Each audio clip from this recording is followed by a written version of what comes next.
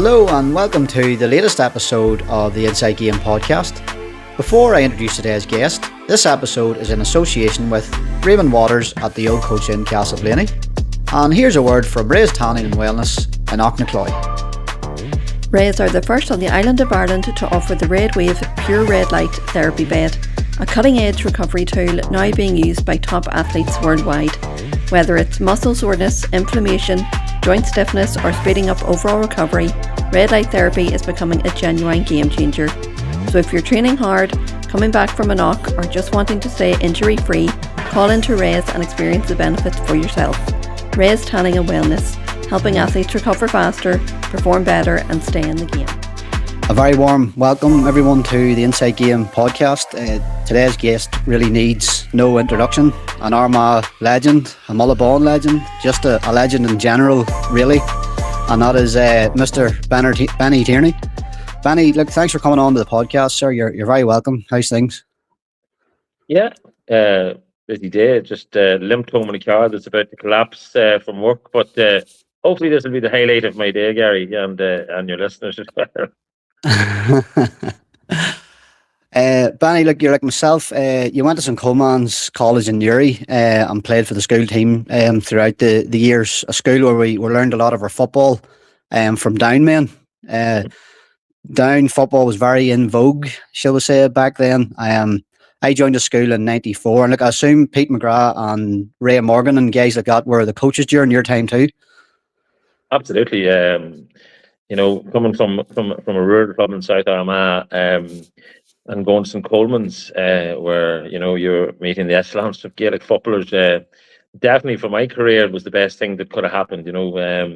Obviously I loved playing Gaelic, but when you went to St. Coleman's and you saw the level of coaching from the likes of Ray Morgan and Pete McGrath, and many other coaches as well, I suppose it fostered the love that I got from my club and brought it to a new level, and a level that I really enjoyed, because a lot of people might think, oh, Tierney dances through life with a joke and a smile, but I'm very competitive as well. Behind that acting the fool, there's a guy who wants to win at everything, whether that be pool, darts, any sport at all. And yeah, listen, we had some great times at St. Coleman's, and as was my luck in this world, I happened to land in a year that was full of stars as well, and we won practically everything that could have been won in college football. And I look back at great fun. It's 40 years this year since we won the Hogan Cup. So if you're wondering why this head is bald and there's a load of wrinkles, it's because I am actually older. But I find with football, Gary, that you tend not to remember what you had for dinner yesterday, but you remember everything that you played in and every football match you played in. And I was very, very fortunate to go to St. Coleman's, and very fortunate to play in a very, very, very strong team full of household names. Yep. Well, you won the McCrory and the Hogan in '86, 40 years ago, as you say, and usually a team that does that, they usually win all the trophies throughout all the years coming up in the school. So I'm assuming that was the case for your team. Funny, yeah. Listen, my story was a wee bit different. I went to St. Coleman's thinking that I was going to be a star midfielder, and never made the first and second year panel. Such was my standard of midfield and forward play. So in third year, they were playing a third year challenge against St. McCartney's Monaghan, and we only had 16, and they said, "But sorry, go in goals." And rather than not play, I stood in goals, and there writes the rest of the history of me and Benny Tierney, in that my aspirations of being a midfielder suddenly became a goalkeeper. But sure, look, I had a great career from that, and who knows what would happen if I hadn't gone into goals that day. I might never have won a medal. But I thank Father McCrory that day for maybe not having the wisdom, but just saying, "Here, Tierney, will you go in there?" And I think the ball hit me everywhere that day, but the hands and where I was supposed to save it hit me in the head, it hit me in the arse, it hit me everywhere. But that's where I ended up playing with St. Coleman's, and went on with Armagh minors and on the 21s, and actually played outfield for Armagh on the 21s. You're not going to believe that one. There's one Right. bit of history for your podcast. So yeah, listen, great times at St. Coleman's, and we won the Dalton, the Coronach, the McGreevy, the Ranafast, and the Hogan, and I didn't win a McCrory. You're going to find this hard to believe. I didn't win a McCrory because the year that we won the the year that we won the Hogan, the Ranafast represented the Hogan that year. All right. We were beat by the Abbey in the McCrory final. My only loss ever in college football, and it still provides me with some hairy nightmares, I can tell you. That's an interesting fact now. But look, sort of sticking with education, you're the principal in St. Peter's Primary School, not right, Benny? Yeah, that's right. Yeah. And would you be involved in the football side of things? Was coaching or anything there as well, or? I am. Listen. The job now, principal, is not the job it was 20 or 30 years ago. You'd more to do with man management and human resources now. There's not much to do with budget and with people working in the school. But I do, the good parts. The good parts of the job, which I tend not to be involved with anymore, like football and drama and things like that. When I go back to those things and get out to those things, that's when I feel that this is the greatest profession in the world. But yeah, listen, we won the McGreevy Cup in St. Peter's, McGeeney Cup, the McGeeney Cup last year at St. Peter's, which was named after Malachy McGeeney, who was a former principal of the school. And Malachy McGeeney had a massive input in South Armagh and in Armagh coming the Munts Cup. We had never won it before, so it was a massive achievement for our coach Barry McParland and the team.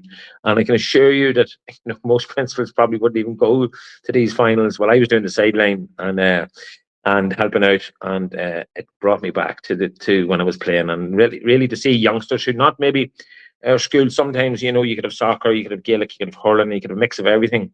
And there's 4 clubs around our schools. You never really get that sort of parish feel about it at times, like I would have gotten Mullaban and in South Armagh. But to win that, and we had the Armagh bus that day. We had the 24 bus from Quins as well that took us there and took us back. It was a very special day for the school, and that's what teaching and is part of it, is bringing on children, not only academically but in sporting wise. And I can say that was probably one of my proudest days in St. Peter's. Yeah. Well, look, you've friends in high places in the GAA, Benny. You're not going to get much bigger than the president of the GAA itself. And look, he was on an RTE TV show a couple of years ago, and Jarlath Burns listed all the trophies you'd won, and I think the only one was the club All Ireland. That's the only one you hadn't won. But now you've mentioned you hadn't won McCrory either, so I suppose there's 2 now. Yeah. Listen. I don't know. I think I was captain of our club for about 5 years in a row, not because I was a great captain, because I was a lucky captain. And I suppose, when I started playing at 15, 14 years of age, believe it or not, for the seniors, we were in Division 4. So the range of medals goes from Division 4. We won Division 4, 3, 2, 1. We won the junior, the intermediate, and the senior, and we won the Ulster Club. So there's myself and Rory McDonald who played alongside me. I think he missed out on one of those medals, but we practically have every medal and we won the minor and under 21 as well. So, we practically have every medal in club football apart from the Ulster Senior Club. But it was something that, I think my last game we won the Division 1 league. So look, I'd be the first to tell you, Gary, I've been very, very fortunate in my career to come on a team like that team that went on to win an Ulster Club, for example, won an under 14 league medal. That was the first medal our club had won at underage in 25 years. That team practically, with 2 or 3 more players, went on to win the Ulster Club title. So, from a club who had done nothing and hadn't won a title in years to suddenly we had our 30-year reunion there of that Ulster Club success there a couple of months ago in the Carrickdale, and it brought back some of the best memories you can have in football. Yeah, I'd say so. If I talk to you about a couple of previous managers of yours, Brian Michael Litton from my own club, Sarsfields, and Peter McDonnell of your club, Mullaban. Now, Brian, along with Brian Canavan, he won the first Ulster Championship for Armagh after 17 years back in '99. When you were playing, like some character Brian was, and Peter McDonnell, he won the most recent Ulster title for the county. Going on 18 years now, and also in the county and Ulster title with Mullaban. 2 big influences in your career, no doubt, Manny. Absolutely. Look, when I say that I was fortunate in my career to have won some of the things that I've won, look, these things don't happen without a great team. They don't. They also don't happen without great management. And I played football with both Peter and Brian McLendon. So I would have shared the changing room with them as a player, and then as management. And there's no doubt about it that the two Brians took us from a place which was a very low place at the time to winning Ulster club or Ulster senior Ulster county titles, and were remarkable in the way they shaped football in Armagh at the time. We were a team that possibly was playing below ourselves, probably weren't motivated properly, probably weren't doing the thing right, and Brian, the two Brians grabbed us by the scruff of the neck and took us up to a standard which at times we found hard going, and I specifically found it hard going. But when you look back on it now, you can see what they were doing and why they were doing it. And it was in '99 when we won the Ulster title. After I'd been playing there since '89. Through the wilderness, maybe one championship game, training for 6 months, one championship game. So their part in the tapestry of Armagh football is well documented. I think I'm going to the Sarsfields gala dinner this year as well. So I'll probably insult Brian McLendon more on that evening than I will tonight.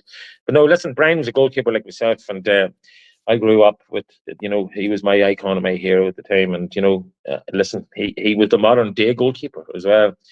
People talk about John O'Leary and people like that, but Brian McLendon was doing things that goalkeepers weren't doing for many years before that. And him and Brian Canavan definitely put a bit of steel back into Armagh football, which we went on to reap the rewards in 2002 under Joe when they had finished. Regards to Peter McDonald, as I said before, and I've always said, we had our 30-year reunion there, and I talked about Peter and on that night to the players, and the amount of respect he commanded from all of us, because he was a modern manager. Peter was playing on the Mullaban team, and we asked him to be manager. And it was probably the biggest insult you could ask somebody, is to forgo your playing career to take over the management. But he was streets ahead of his time. He had a vision and acquired an ethos in our team that we'd never met before playing football, and especially at club level. And when you think that Mullaban had gone from Division 4 in 1985 to Ulster Club Champions in 1995. I don't think there is a club that will ever repeat that journey. And that was down to his planning, his forethought, his vision. And, everything he did with us was new. It was new to us. And again, once you bought into it and once you realised what he was doing and the amount of thought and planning that he put into it was phenomenal. And that's one of the main reasons. You can have all the players in the world, if you don't have a plan and you don't have a vision and an ethos. Peter embodied all of that and put it into us as a team, and that's why he got the best out of us. And he was an exceptional manager. Yeah, blessed with good managers, Benny, indeed. Another one, of course. You only played under him for one season. That was Joe Kiernan. Multiple Ulster titles and All Ireland titles across McLean. Multiple Ulsters with Armagh. National League with Armagh, and of course the All Ireland 2002. But maybe one of his best achievements was making sure a certain Benny Tierney stayed about for one more year. I don't know that. I don't think my wife would agree with that. I'd already told her I'd quit. But look, this story is well documented that Joe, you have to remember the year before that, midway through the campaign, I'd been dropped for Paul Hardy. So if you think of that there, and you're adding one and one, and Joe Kiernan is now taking over, he's a Cross McLean man, and Paul Hardy is the number one goalkeeper in Cross and a brilliant goalkeeper as well, and a good friend. You wouldn't have to be Hercule Poirot to think that Joe was going to be playing Paul Hardy, and that it was time for this old dog to dust off the boots and put them in the garage. And that was my initial thoughts, and I was happy enough. I got a couple of Ulsters and had a great time with Armagh. But that it wasn't sold. I wasn't sold on that premise. He told me that if it did come back, it would be 50-50. And I dithered and dathered with my answer, and he finally phoned me one morning. He caught me on the hop, and he said, "Look, I'm drawing up a panel, you're out." And I decided then that he said that Armagh would win the All-Ireland and I'd regret it for the rest of my life. Those were his words. So Amazing. look, I'd heard that from other managers, to be fair. Do you know what I mean? But he sold it to me in such a way, and for that moment of weakness, and I'm glad I did it. God knows I'd probably be in a very poor clinic if I didn't. But yeah, I went back for that year, and it turned out to be a great year for Armagh, a great year for everybody, and I was lucky. I was lucky again. I come back to being lucky. Paul Hardy got a shoulder injury.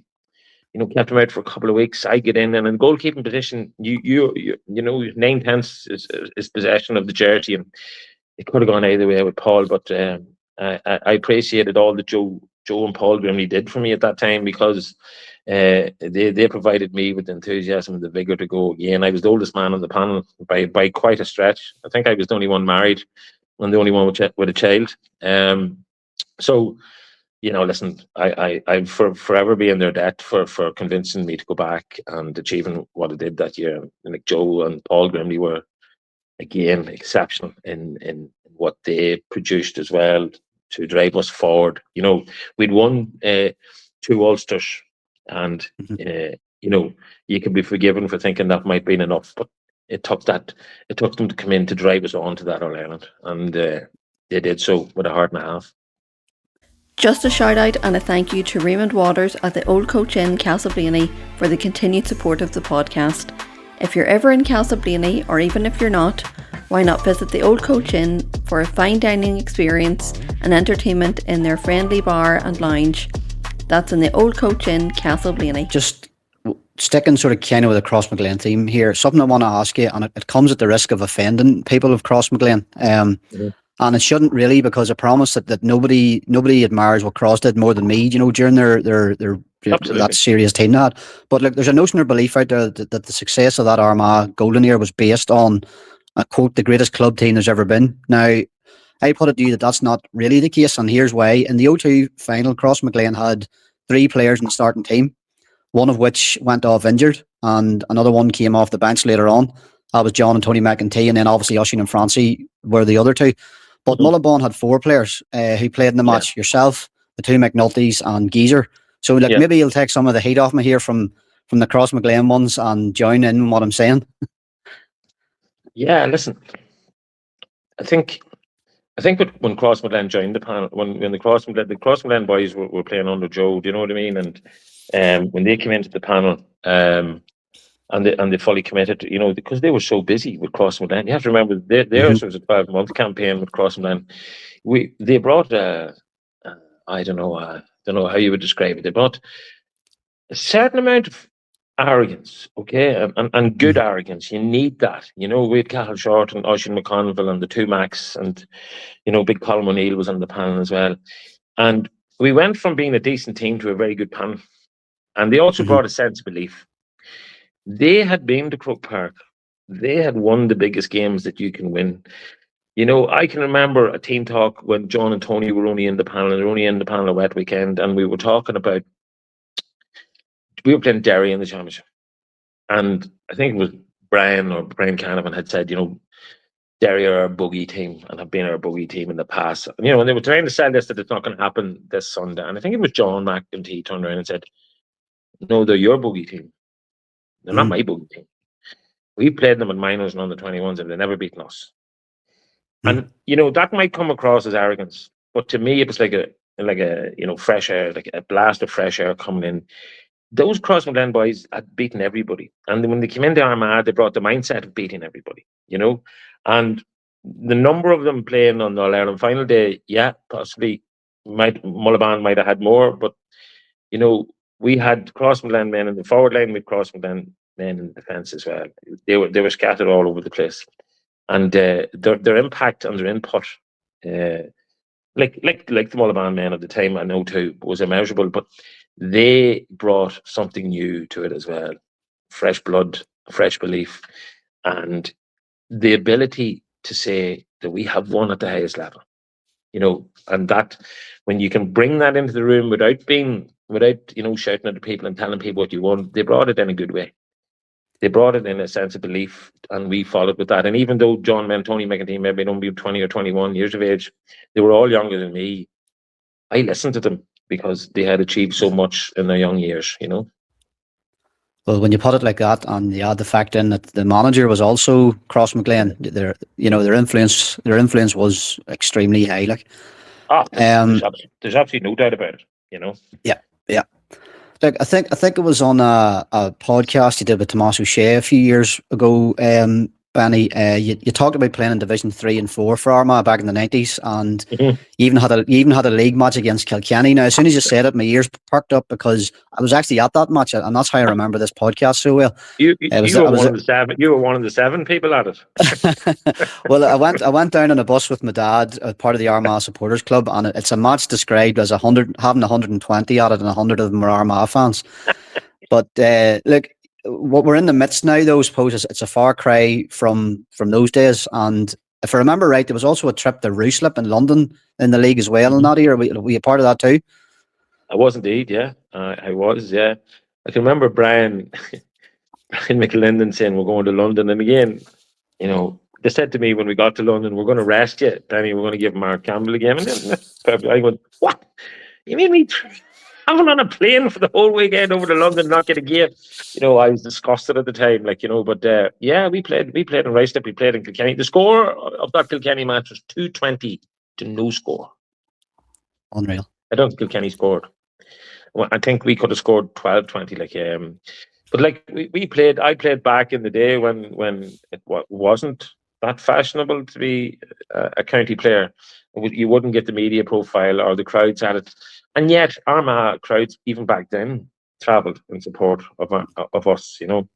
Well, we played everywhere, and again, it makes that journey, and when you do reach what we did in 2002, you remember those days too, because the likes of the Dublin players of the last 10, 15 years, they only ever remember Division 1.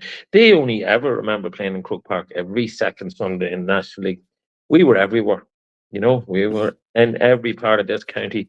And yet, when you have that behind you, and you have the knowledge of that and the appreciation of where you were and where you went to, I think a bit like the club as well, from junior football to senior football.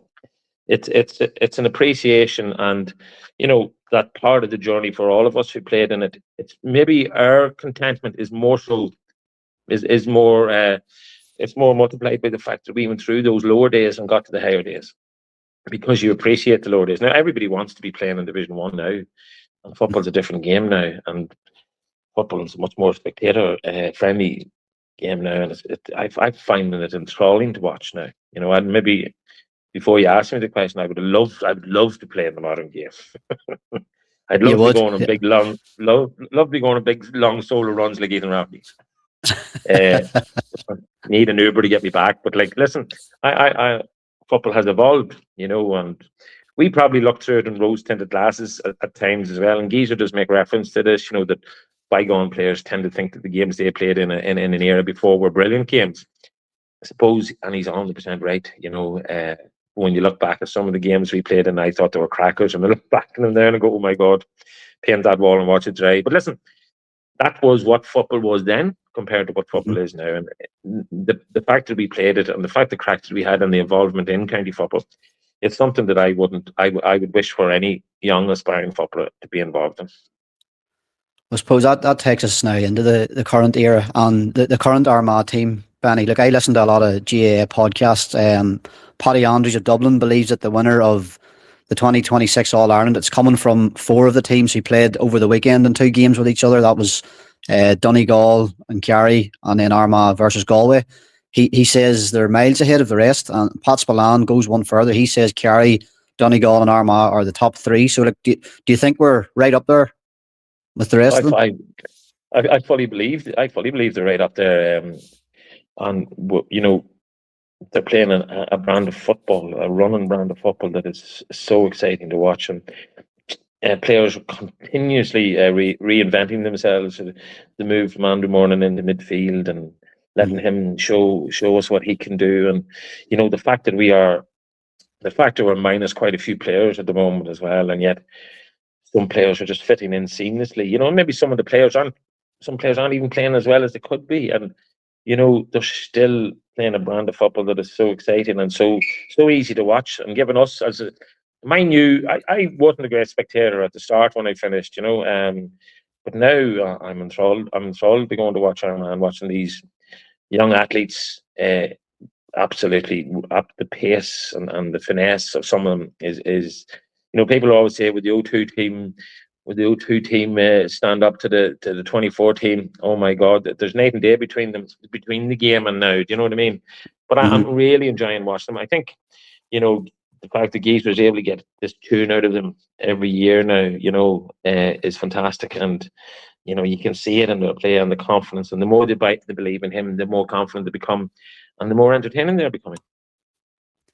I suppose the last 2 games, Monaghan, very impressive. Galway, impressive for a lot of it. Didn't come out with a result. Most people would probably agree that Armagh could have, and should have won the game. But the next games are Roscommon away and Donegal at home. Roscommon, I don't think Armagh. I think the last 2 times Armagh went there, we've lost both of them. One of them was actually against Mayo in Hyde Park, and the other one was against Roscommon. So not necessarily an easy place to go and win. But what would your expectations or your hopes be there? Yeah, Roscommon's a big game. It's funny, the sense of watching the game against the game last weekend against Galway. Like, first of all, it was a great game. You'll compare them to other games, and there was no comparison. I think the Armagh Galway game was played at a pace that wasn't matched by any other game over the weekend. And it was a funny feeling. I came out of that game going, God, we were brilliant, but we didn't win it. So I can see why Giza was frustrated a wee bit after the final whistle, and especially with some of the refereeing decisions, or some of the decisions that were made that went against Armagh. But you would feel Roscommon actually put it up to a very much stronger Kerry team than played in Donegal last week, and were more than a match to them. So, and away match in Roscommon isn't going to be easy. Yet I'd still think we're in with a very big shout there. Donegal at home, well, the relationship between Donegal and Armagh over the years is that everything will be given on that night. Not that teams don't give everything all the time, but management and teams will be wanting a victory on that night. So they're 2 very attractive games as well. And the Mayo game I booked. We're all going down to Mayo again for the annual junket. Mayo are another team who, under new management, seem to be flying. But it's not even a case. When you look at the managers now, they're trying to blood a team for championship, and we're seeing games now that are nearly all championship games. You watched Derry and Tyrone during the week as well. There was everything going on in that game. Armagh and Galway as well was played at a quarter-final pace of an All-Ireland. In dark conditions. I even turned on. I was watching sport the week. Sunday was a great day for sport. I'm a sort of a Man United fan. Leopardstown was on, so I was watching a wee bit of the races. This Man United was playing Fulham, so I was flicking through the channels. And if you went from the Gaelic to the soccer, I could watch soccer, but you can't watch Gaelic and then turn it over to soccer, because it just looks like people walking compared to. So, I found myself the whole time watching the Gaelic games, and that wouldn't necessarily be the case. Such is the entertainment that they are providing now, and that Gaelic games is providing at the minute. Armagh, to me, are in a very good place, considering all the injuries, considering all they've gone through, and the new blood that they're putting in there as well, that are showing up as well. So you have to be hopeful for what we can achieve this year. You heard it here first. High hopes for the season, according to Benny Tierney. Benny, just a couple of quick questions to conclude things here. In your time of playing, who was the best Armagh player that didn't win an All-Ireland medal? There's quite a few. I'm probably going to name 3, if that's all right with you. Yeah, tear away. Well, I was fortunate enough to play with Kieran McGurk from your own club. Sarsfields, who was an exceptional player in his time, and an exceptional role model as well. When I joined the panel, I was going to be 18 or 19. I found him to be a sort of figure that sort of looked after everybody. He was like a father figure, but he was also an exceptional footballer, and a great person. Two other men that I would put into that bracket who didn't win were probably Neil Smith from my own club and Martin McQuillan as well from Cullyhanna, who were exceptionally talented footballers. You would probably be looking back at players who could play the modern game. Okay, not everybody from the 90s, that 90s team would fit. Neil Smith and Martin McQuillan were athletes, and could play the running game that is now being played by our current county squad. They were exceptional players, exceptionally talented, way ahead of their time in their athleticism and their ability to kick scores. And I don't even think they won an Ulster.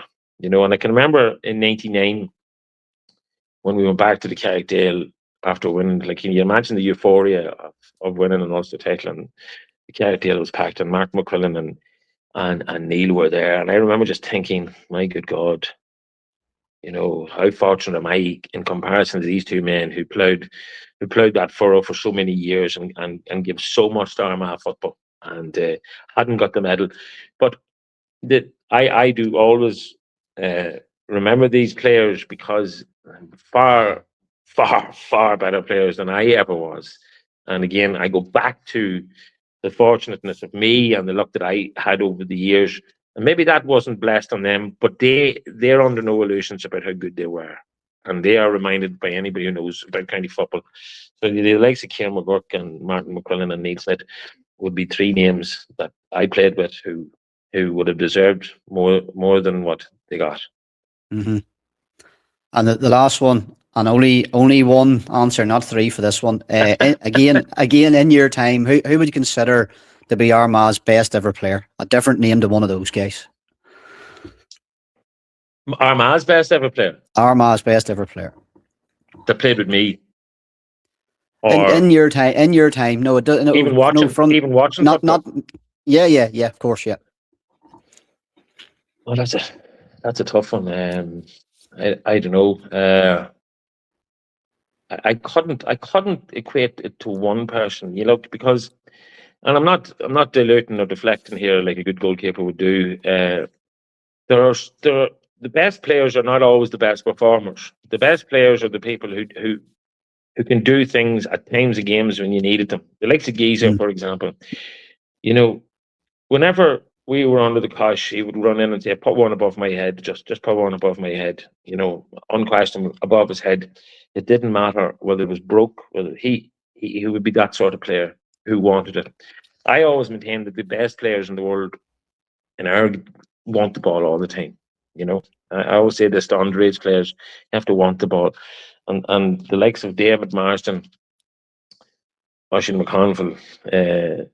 But if you were to put me on, I'll answer it in a certain way. If you were to put me on the spot as to who changed Armagh's fortune in 2002 the most, and I would say Ronan Clark to a certain extent, because when Ronan Clark came in, we suddenly had a target man who took the pressure off McConville and Stevie McDonald and David Marsden, because teams were that worried about what Ronan Clark could do because he had everything.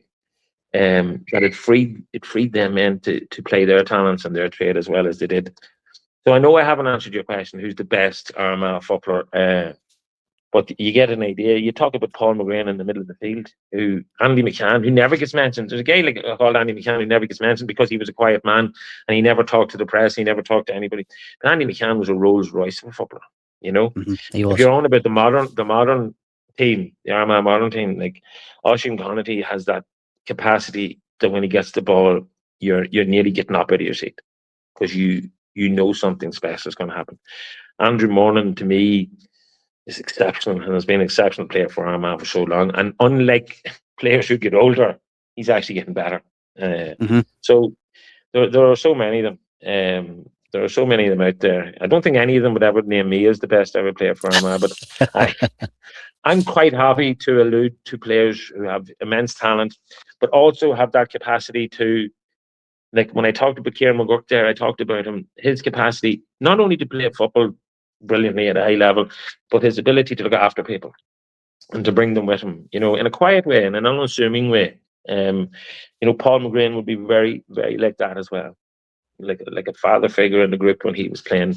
He'd make sure everybody was okay and going around and talking to people. And, the best player isn't necessarily the guy who scores 110.